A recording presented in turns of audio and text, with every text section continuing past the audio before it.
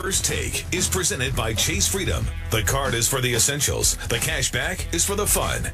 And in part by National Mortgage Lender Quicken Loans. Home buy, refi, power. Kevin Durant, who is overseas as a part of Nike promotional tour, was asked by NBA Maniacs who is his all-time starting five, and this is who he came up with. At point guard, Magic Johnson, because he's a triple-double machine. Kobe Bryant, a five-time champion at shooting guard. Small forward is Michael Jordan, no debate there. Power forward, Tim Duncan, picking him over Karl Malone because of longevity. And Shaq, who he calls a dominant center. Will, who is your all-time starting five? Humbly disagreeing with Kevin Durant. Here's my starting five. Okay. Magic, the same as KD, running the point. Jordan at 2. LeBron at 3. Tim Duncan at 4. And then a guy I think history is underrating as we go forward, Kareem at 5. Yeah. I mean, Kareem deserves way more credit than history has carried forward for him.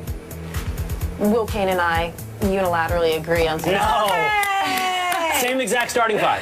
Same exact starting five. And I it's funny you pointed out the Kareem thing, because that's exactly what I was going to say, is I almost immediately was going to put in Shaq, and then I was like, wait a second. How are we, as we move farther away from his career, doing the opposite of what we usually do, which is just like rosy-colored glasses and glorifying? So starting five exactly the same as Mr. Kane's. All right, let's take it a step further, though. KD said he had to take Kobe over Bird, but you guys both went LeBron. Why? I just think LeBron is perhaps history's greatest all-around player, from defense to scoring to assists to rebounds. And at the 3 spot where we have LeBron, that's what I want. I want an all-around player. I think Kobe doesn't play team ball. He's great, but on a team like this, I don't need somebody taking as many shots as Kobe would take. I'll let Jordan do that. Yeah. And the fact that LeBron has been criticized at times for not wanting to take that killer shot, that win the game shot, well, I've got other guys on this team, like Jordan, to take care of that. I want the all-around player that LeBron is. And I take this seriously. I almost take it like I am standing in the gym, and I actually get to pick my team. Like, we might actually play with this team. That's how I think about it in my mind. It's not a collection of starting lineup figures where they don't actually play with each other. So I wanted a lineup that I actually thought was comprised of the best players and would actually play well together, which is why LeBron at 3 makes way more sense with Jordan than having Kobe in there with Jordan, because I don't know how that team would play well together. Exactly. So I also feel like we do this weird thing where we're like, 5 rings equals you are a 5-time better player than someone with 1 ring. I don't ascribe to that theory. I think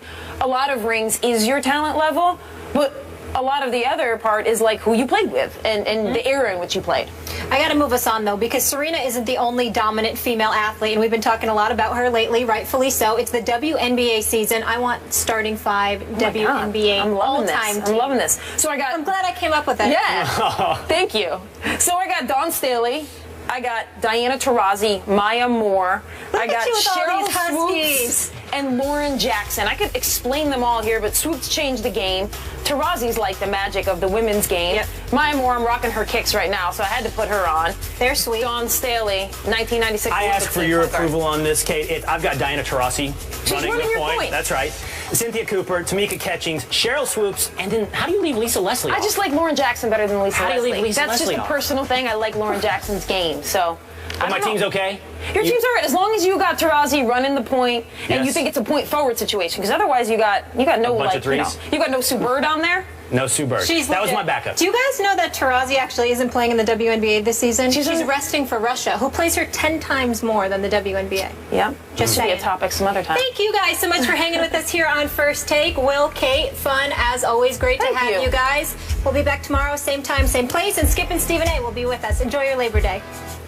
When the Eagles traded Matt Barkley to the Cardinals on Friday, it looked like Tim Tebow was going to make the team. Well, think again. Tebow was released by the Eagles on Saturday in the team's final cut down to 53 players. Eagles coach Chip Kelly offered the following reasoning.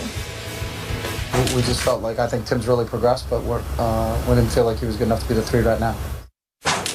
This move left the Eagles with 2 quarterbacks on their roster, Sam Bradford and Mark Sanchez, before they picked up Stephen Morris off waivers from the Jaguars. Tim Tebow thanked the Eagles on Twitter, saying this: "Thanks, Eagles, and Coach Kelly for giving the opportunity to play the game I love." Romans 8:28, #blessed. Kate, Why is Tebow having such a hard time making rosters? Well, the number one reason is because he's not a great NFL quarterback. He is not a top 50 NFL quarterback. Absolutely. That is the number one reason. But the number two reason, and this is why I think Tim Tebow is like an interesting case study, is that in professional sports, I think we have this idea that it's 100% a meritocracy. Every single roster position goes to the player who on the field or on the court performs in the way that's needed to be performed. And while that is mostly the case, I do think in professional sports, the back end of rosters are often more about risk management. I think when you look across NFL or NBA and you're looking at GMs or the people who are making these decisions, there's a lot of this going on. When Terrell Owens was at the top of his game but was also standing on lawns and making press conferences, we put up with that because the talent was up here. Now, once that balance shifts, and in the NFL, you're not making a roster anymore. I mean, you look at Michael Sam. There's a lot of this happening, and that scale didn't come out in the right favor for Michael Sam to make an NFL roster. Now you look at Tim Tebow. I think that's a lot of what's going on, not being able to get a number 3 spot. Because he comes with a lot more than a number 3 player should come with. I think when people look at the NBA, they think it's the 480 best players in the world. I think it's the 350 best players in the world, and then 150, 130 guys who GMs know are going to show up. Nobody's going to want to talk to them from the media. They're going to do their job. There's not a lot of risk. You could go over to Europe. They found one in Chris Copeland when he came and played for the Knicks, who actually can play in the NBA. But teams don't know that. There's some of that I think happens in the NFL and that I think happens with Tim Tebow in terms of this balancing act. So Tim Tebow is being punished by the media attention he brings onto a team? Look, Tim Tebow's not a good enough quarterback to overcome the spectacle that he has become. Let's start with that. But then I think you do need to take into account what he means when you bring him into a locker room. Tim Tebow also, on the other hand, gets credit for bringing intangibles to the locker room that a lot of other guys do not get credit for. And I don't doubt that Tebow does bring a lot of those intangibles. But to some extent, I would suspect it might balance out the negatives they're attributing to him as well.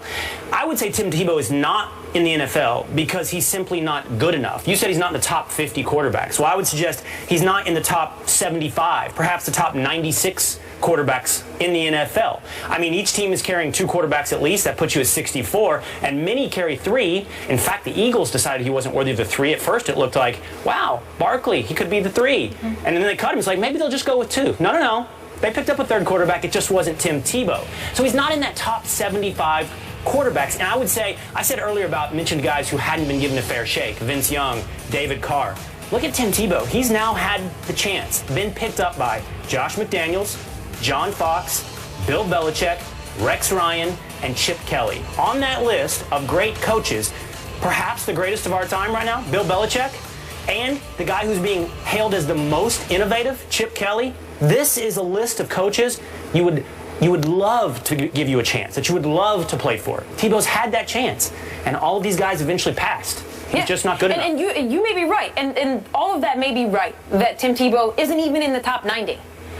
I'm just pointing out also that there's a lot that comes with him.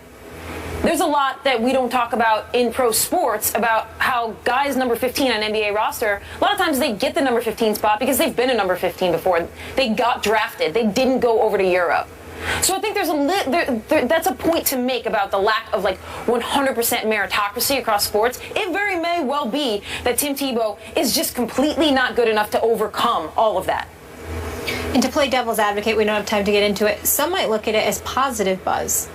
Totally. The devil has enough advocates, is what I always say to that. Okay. But yeah, you're right. It might be that some teams might bring him in because they want the Rex Ryan effect. And no one has ever been able to. We talked about Chip Kelly all preseason. They want their team to be marquee. Actually, we might have still talked about him anyway, but I correct myself there. Okay, moving on. There can only be one starting center. Did Shaq make the cut? We will reveal Kevin Durant's all-time starting 5 after the break, and I hope you guys have been tweeting us yours as well. We want to hear from you.